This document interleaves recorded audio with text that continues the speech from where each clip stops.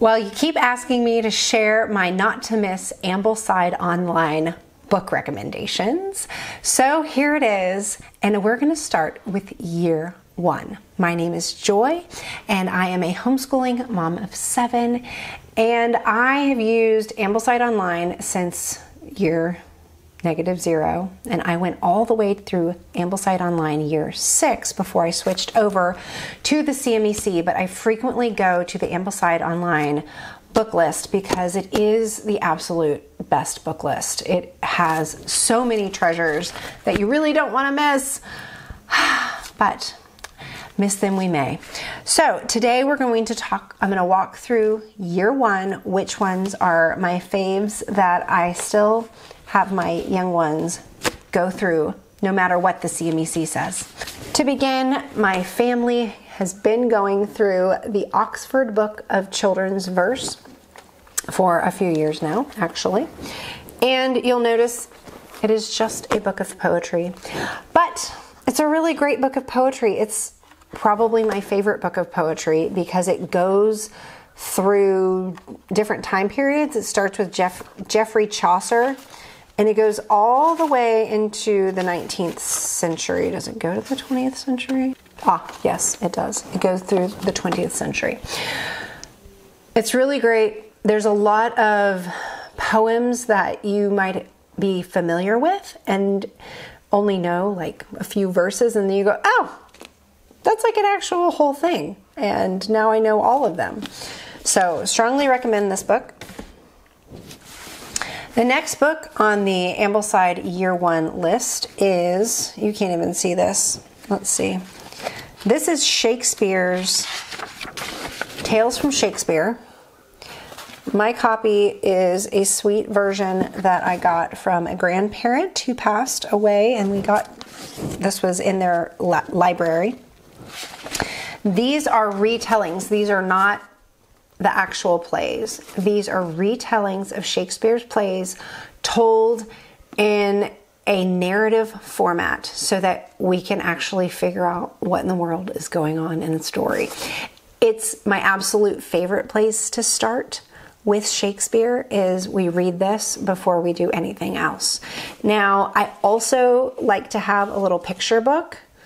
So sometimes I might even start with a picture book and then do this, just because the picture book's a little bit shorter before we attack the actual play. So, Charles and Mary Lamb, Tales from Shakespeare. Get yourself a copy. My next not to miss book is James Herriot's Treasury for Children. Oh, James Herriot. Now, I love James Herriot. My daughter and I were able to go to his hometown when she took her 13-year-old trip to England.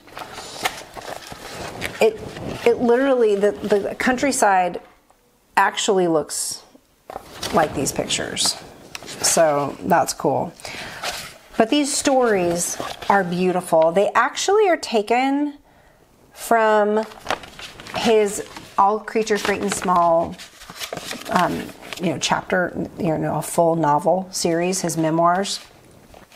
But they've pulled out little chapters or little vignettes, and they've put them to these pictures so that they can be accessible to children.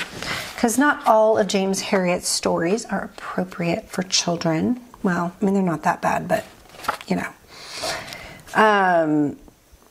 but these are really fun.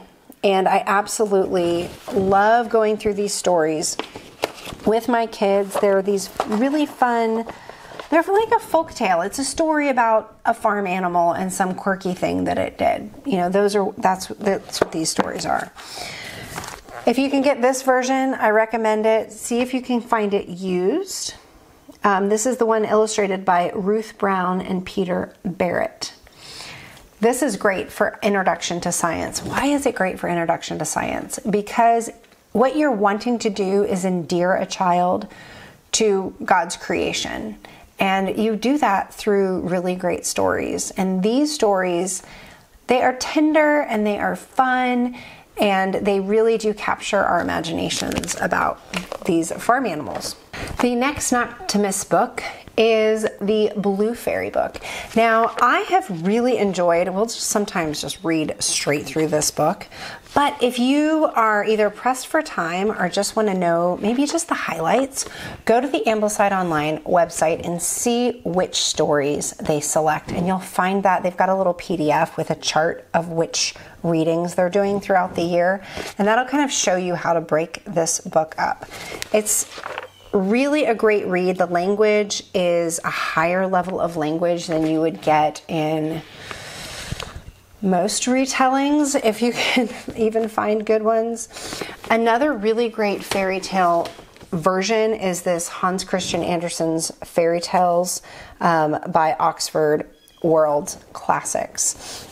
But fairy tales, of course, help shape the moral imagination of a student. They start to show through story what is right and what is wrong. It shows that tension between good and evil. We really want them to have a clear picture in their mind about what is good and what is right to do, and what is bad and what is wrong to do. And the fairy tale does such a beautiful job of laying that out for us, and then also showing us the consequences of wrong action. So like the Little Mermaid, in the end of the story in The Little Mermaid, she actually turns into sea foam. She does not marry the prince. And we need to understand that when our desires are wrongly ordered, and we start to desire something that is out of place for us, then it can actually lead to destruction. We can actually lose our entire life in pursuit of that thing that is wrongly ordered. So it's so important. These stories are so important. There are some harder tales. There is death. There is the loss of limbs and whatnot. But I have found it is so important for my children to come face to face with death through story, so that they are prepared to understand their own mortality, and then also to be prepared when a grandparent passes away or a beloved friend passes away, that they start to understand that life is cyclical and the brevity of the life that we've been given. And fairy tale is such a great place to engage with some of those ideas. The other place, of course, is scripture. And that is, of course, a not to miss book, but I did not put it on my stack because I thought that one was obvious. So the next books are these Dallaire picture books. Now, the Dallaire books are these short little biographies. They have lovely little illustrations. Some of them are color, some of them are black and white. They give a really nice picture of the life of a person. They do usually talk about their childhood, so it allows a child to relate to the person in whichever of the biography that they're reading at the time. These are just a standard in our home, and really most curriculums that are literature-based or classical use the Dallaire picture books as an introduction to either America or just people who have lived. Really, it is American history. This would be considered early American history. So the next not to miss book is Paddle to the Sea. Now, this book is scheduled in year 1. However, I have found it to be a nice book for an older child to read, maybe a 3rd or 4th grader on their own.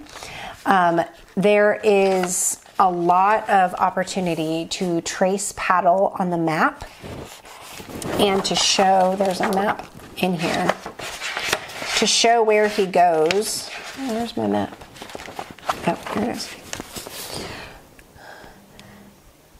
So it's a great introduction to geography and using a map, which of course a younger student needs help with, but an older student would be able to work through on their own.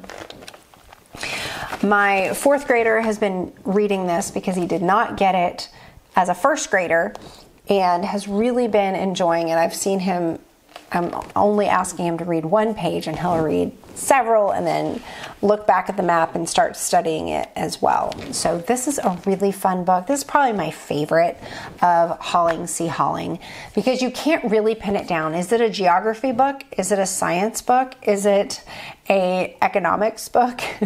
It really does a great job of talking about the different types of people that live in these different regions. So it really is a pure, I would say a pure geography book in that it talks about the land, it talks about how it's formed and how the economy has grown up. So then you're learning about nature, but then you're also learning about the people. And that's what, that's what a really good geography book will do. So we have more poetry, and I could not pick which version of the Child's Garden of Verses should I show you. This is probably one of our favorites. There's also a Tasha Tudor version, which is beautiful. You know, these have these beautiful little charming children pictures. And the Child's Garden of Verses we have read over and over and again and pull often from these poems for my younger.